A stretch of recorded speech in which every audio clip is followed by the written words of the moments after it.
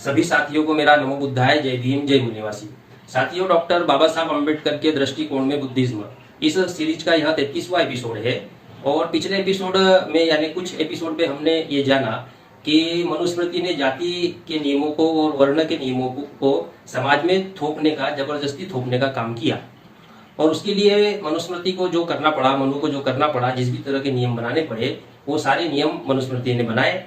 उसके लिए चाहे बाल विवाह का नियम हो, चाहे विधवा को पुनः विवाह नहीं करने का नियम हो, चाहे समाज से बहिष्कृत किया गया जिन लोगों ने जाति के नियमों का उल्लंघन किया। और इस तरह के नियम बनाने से समाज पर इसका क्या प्रभाव पड़ा, उसका क्या परिणाम आया, और समाज में गैर सामाजिक भावना का निर्माण हुआ, समाज विरोधी भावना का निर्माण हुआ, ये परिणाम उन सब चीजों का आया। अब इस एपिसोड में हम ये जानने का प्रयास करेंगे कि ये जो जातियां उन्होंने बनाई, जाति के नियम बनाए, अब अगला जो स्टेप उन्होंने लिया, जिसको और एडवांस रूप दिया, वो एडवांस रूप ये था कि उन जातियों में क्रमिक असमानता का निर्माण किया। अब मनुस्मृति ने या मनु ने जातियों में क्रमिक असमानता का कैसे निर्माण किया, इन सारी बातों को हम आज के इस एपिसोड में जानने का प्रयास करेंगे। यदि आपने इस चैनल को सब्सक्राइब नहीं किया है तो नीचे लाल कलर की बटन पर क्लिक करके चैनल को सब्सक्राइब कर दीजिए। तो मनु ने केवल जन्म आधारित वर्ण व्यवस्था और जाति व्यवस्था का ही निर्माण नहीं किया, बल्कि उसने उनके बीच में क्रमिक असमानता का भी निर्माण किया। तो क्रमिक असमानता क्या है?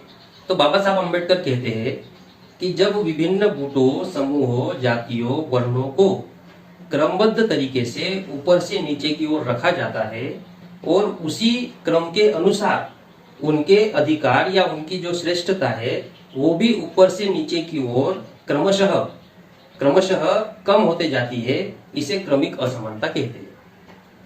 मतलब जातियों को या वर्णों को, जैसे ब्राह्मण, क्षत्रिय, वैश्य, शूद्र ये वर्ण है, और इन वर्णों को क्रम के अनुसार ऊपर से नीचे की ओर रखा है। तो ऊपर से नीचे की ओर जाते समय श्रेष्ठता जो है वो कम होते जाती है, इसे क्रमशः कम होना कहते हैं। क्योंकि क्या है कि ब्राह्मण सबसे अधिक श्रेष्ठ यानी सबसे श्रेष्ठ ब्राह्मण है, फिर उससे कम क्षत्रिय है, फिर उससे कम वैश्य है, और उससे कम शूद्र है। तो ये जो क्रम बनाया गया और इस क्रम में जो श्रेष्ठता को भी कम करते चले, तो इसी को क्रमिक असमानता कहते हैं। ये क्रमिक असमानता मनुस्मृति ने जातियों और वर्णों के बीच में प्रस्थापित करने का काम किया। तो पहला काम किया था कि वर्ण और जाति को जन्म के आधार पर प्रस्थापित करने का काम किया, और दूसरा था कि जातियों को और वर्णों को क्रमिक असमानता उनके अंदर पैदा की। तो ये क्रमिक जो असमानता है, इस क्रमिक असमानता को लागू करने के लिए मनु ने नियम बनाए।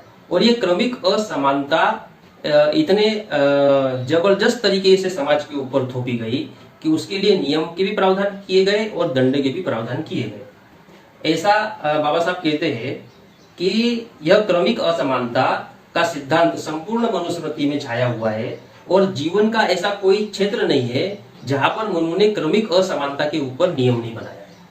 अब इस क्रमिक असमानता को सपोर्ट करने वाले नियम कौन से हैं मनुस्मृति में, उसके बारे में हम जान लेते हैं।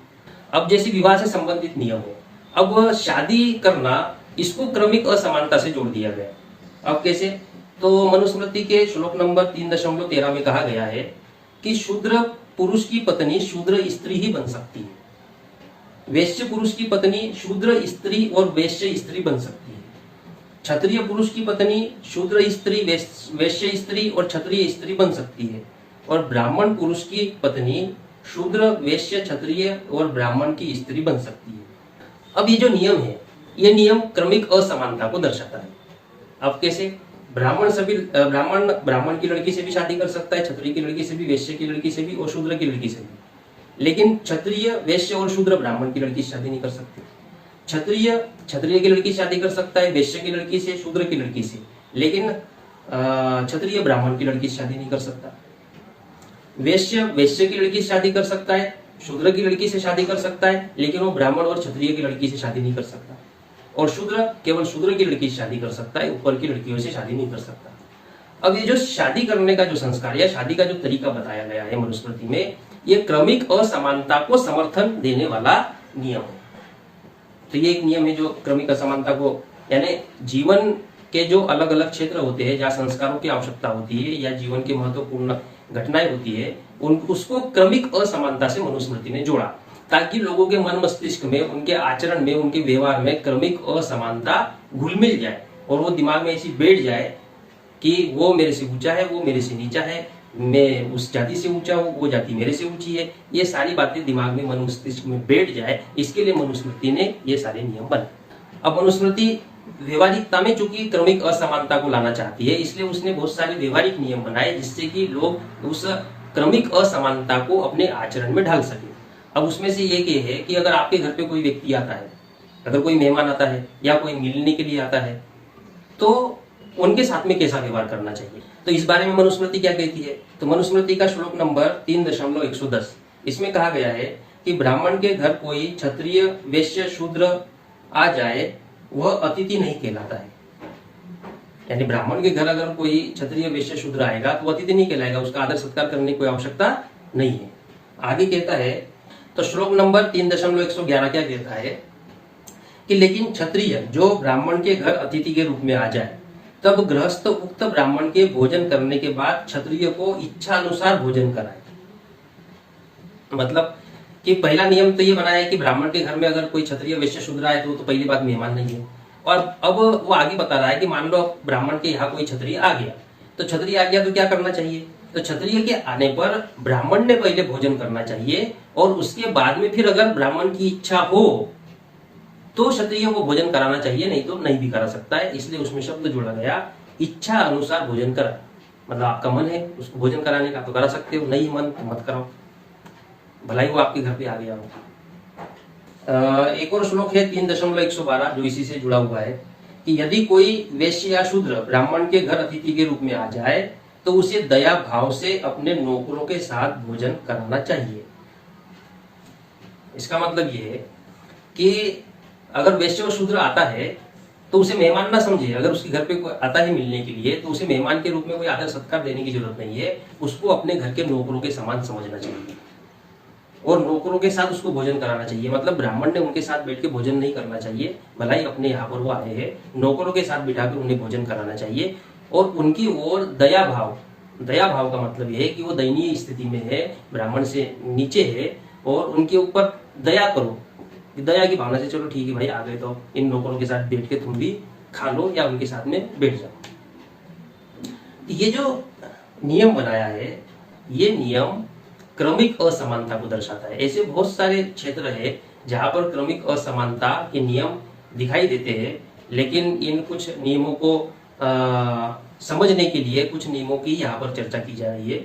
इससे ये समझ में आता है कि मनुस्मृति में प्रत्येक कार्य के लिए वर्ण व्यवस्था और जाति, अलग अलग जाति के जो लोग हैं उनमें क्रमिक असमानता निर्माण हो, इसके लिए विभिन्न प्रकार के उन्होंने नियम बनाए। आगे बाबा साहब कहते हैं कि ब्राह्मण के घर में ब्राह्मण के अतिरिक्त किसी और को अतिथि बनने का गौरव नहीं मिल सकता। अगर कोई क्षत्रिय अतिथि के रूप में ब्राह्मण के घर आता है तब उसे सभी ब्राह्मणों के बाद भोजन कराना चाहिए और अगर वैश्य और शूद्र अतिथि के रूप में आ जाए तब उन्हें सब लोगों के बाद और केवल नौकरों के साथ भोजन कराना चाहिए। ये इसका मतलब निकलता है। आगे बाबा साहब अम्बेडकर कहते हैं अब ये क्रमिक असमानता, अब क्रमिक असमानता के नियम तो बना दिए, लेकिन अब क्रमिक असमानता को व्यवहारिक रूप में लागू भी तो करना होगा। तो जब लागू करने जाते हैं तो बहुत सारे लोग नियमों के विरोध में होते हैं और कई लोग जो नियमों से डरते हैं तो वो लोग नियमों के समर्थन में होते हैं। लेकिन अब नियमों के विरोध में अगर लोग हो तो उन लोगों के लिए दंड का प्रावधान करना होगा। तभी इस क्रमिक असमानता को जो लोग नहीं मानने वाले लोग थे उनके लिए मनुस्मृति दंड का प्रावधान करती है। अब वो क्या दंड का प्रावधान करती है, मनुस्मृति के श्लोक नंबर 8.267 यानी 267, इसमें कहा है कि ब्राह्मण से कटु वचन बोलने वाले क्षत्रिय को 100 पर्ण, वैश्य को 200 पर्ण, शूद्र को शारीरिक दंड दिया जाए। अब ये जो नियम है ये क्रमिक असमानता के ऊपर आधारित नियम है। अब ब्राह्मण को एक क्षत्रिय ने कटु शब्द कहा, फिर वैश्य ने कटु शब्द कहा और शूद्र ने कटु शब्द कहा, लेकिन अब तीनों ने तो ब्राह्मण को कटु शब्द कहा, तो एक ही अपराध की एक जैसी सजा तीनों को होनी चाहिए। लेकिन मनु ऐसा नहीं करता है और एक ही अपराध की अलग अलग सजा देता है। तो वो क्या कहता है कि अगर क्षत्रिय ने कहा तो क्षत्रिय को केवल 100 पर्ण, यानी ये मान के चलो कि 100 सिक्के उसको दंड के रूप में देने पड़ेंगे। अगर वैश्य ने कहा तो उसको 200 सिक्के देने पड़ेंगे। क्यों? क्योंकि उससे नीचे है। तो क्रमिक असमानता को ये बात फॉलो करती है कि जो वर्ण व्यवस्था में ऊपर है उसको कम दंड देना होगा, जो नीचे है उसको ज्यादा दंड देना होगा। तो यदि अगर कोई शूद्र ब्राह्मण को कटु शब्द कहता है तो शूद्र को शारीरिक दंड देना होगा। तो अब शारीरिक दंड तो पैसों से ज्यादा खतरनाक होता है। तो सबसे जो प्रबल दंड जो है वो शूद्र को देना होगा अगर वो ब्राह्मण को कटु शब्द बोलता है तो मनुस्मृति का जो अगला नियम है वो कहता है 8.268 कि क्षत्रिय से कटु वचन बोलने वाले ब्राह्मण को 50 पण, वैश्य को 25 पण, शूद्र को 12 पण दिया जाए। तो अब ये क्या कहता है कि अब ब्राह्मण से जब कटु शब्द बोला तो अलग व्यवस्था थी, अब क्षत्रिय से अगर कटु शब्द बोला तो ब्राह्मण कितना देगा, वो केवल 50 पण देगा। ब्राह्मण से अगर क्षत्रिय कटु शब्द बोलता है तो क्षत्रिय को 100 पण देने पड़ते हैं, लेकिन ब्राह्मण अगर क्षत्रिय से कटु शब्द बोलेगा तो ब्राह्मण को केवल 50 पण देने होंगे। कटु शब्द का मतलब है अपमान करना, गाली गलौज करना या इस तरह का अपनी बोली के द्वारा गलत व्यवहार करना, जो कि व्यवहारिक दृष्टि से जिससे विवाद पैदा होता है। तो ये उसकी बात की जा रही है। कटु शब्द का मतलब यहाँ पर ये है आज के दृष्टि से देखा जाए तो क्षत्रिय अगर कटु शब्द बोलता है ब्राह्मण को तो क्षत्रिय को 100 पण लगेंगे, लेकिन वही ब्राह्मण अगर क्षत्रिय को कटु शब्द बोलता है तो केवल 50 पण का दंड लगेगा। और वैश्य अगर ब्राह्मण को कटु शब्द बोलता है तो उसे 200 पण लगेंगे। वही वैश्य अगर क्षत्रिय को कटु शब्द बोलता है तो उसे केवल 25 पण लगेंगे। और शूद्र अगर क्षत्रिय को कटु शब्द बोलता है तो उसे 12 पण का दंड मिलेगा, जबकि शूद्र अगर ब्राह्मण को कटु शब्द बोलता है तो शारीरिक दंड मिलेगा।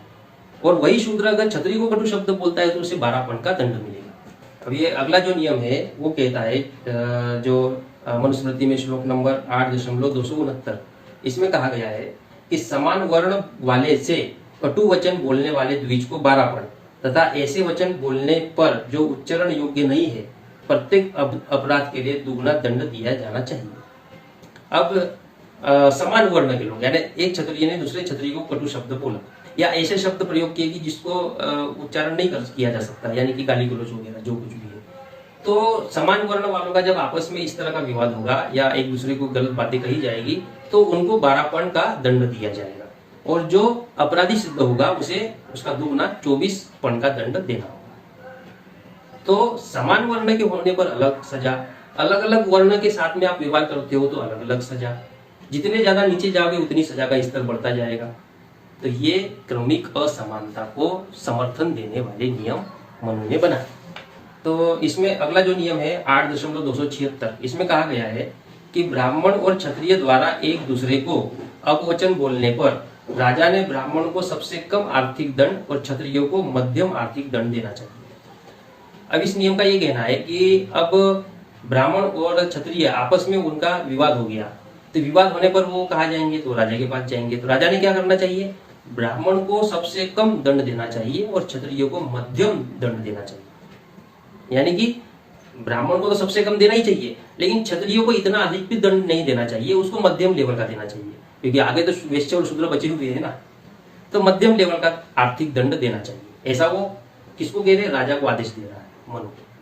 तो अगला नियम जो 8.277 है वो कहता है कि वैश्य और शूद्र के बीच में अगर विवाद उत्पन्न होता है तो उनको उनकी जातियों के अनुसार उसके अनुरूप दंड देना चाहिए। मतलब कि जब वैश्य और शूद्र का आपस में अगर विवाद होता है, आपस में वो एक दूसरे को कटु शब्द बोलते हैं, तो उनकी जाति के अनुसार उन्हें दंड देना चाहिए। यानी वैश्य को कम दंड देना चाहिए और शूद्र को अधिक दंड देना चाहिए, ये उसके कहने का मतलब है। तो ये जो नियम है ये भी क्रमिक असमानता का समर्थन करने वाला नियम है। अगला नियम कहता है कि नीची जाति का कोई व्यक्ति अपने किसी भी अंग से ऊंचे जाति को क्षति पहुंचाए तो वह अंग काट देना चाहिए। ये 8.279 नंबर का श्लोक है।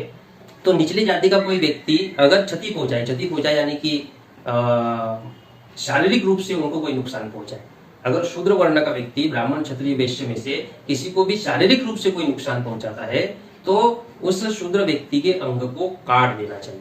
अगर हाथ से मारा तो हाथ काट देना चाहिए, पैर से मारा तो पैर काट देना चाहिए। तो ये नियम मनुस्मृति लागू करती दंड का नियम। तो ये क्रमिक असमानता के समर्थन वाला नियम है। अगला नियम है 8.280, जो अपना हाथ उठाए या लाठी या छड़ी ले उसका हाथ काट दिया जाए, अगर वो क्रुद्ध हो अपने पैर से मारे तब उसका पैर काट दिया जाए, यह मनु का आदेश है। तो अभी हमने बताया वही नियम 8.280 में बताया गया है। इस प्रकार क्रमिक असमानता का सिद्धांत मनुस्मृति में सभी जगह मिलता है। आगे बाबा साहब कहते हैं कि चूंकि ब्राह्मण किसी का भी दास या नौकर नहीं बन सकता, बल्कि उसे किसी भी वर्ण के व्यक्ति को अपने यहाँ नौकर के रूप में रखने का अधिकार है, इसलिए वह सर्वश्रेष्ठ है, उच्च है। चूंकि शूद्र को प्रत्येक वर्ण का आदमी अपने यहाँ पर नौकर रख सकता है, इसलिए वह सबसे ज्यादा निम्न है। क्षत्रिय और वैश्य को जो स्थान दिया गया है, इससे क्रमिक असमानता बनती है। तो क्षत्रिय और वैश्य जो बीच में आए और उनको जो स्थान मिला है, उसके कारण ये क्रमिक असमानता बनी, ऐसा बाबा साहब कहते हैं। तब इस क्रमिक असमानता का परिणाम क्या आता है? अब इस क्रमिक असमानता के परिणाम को हमें समझना होगा।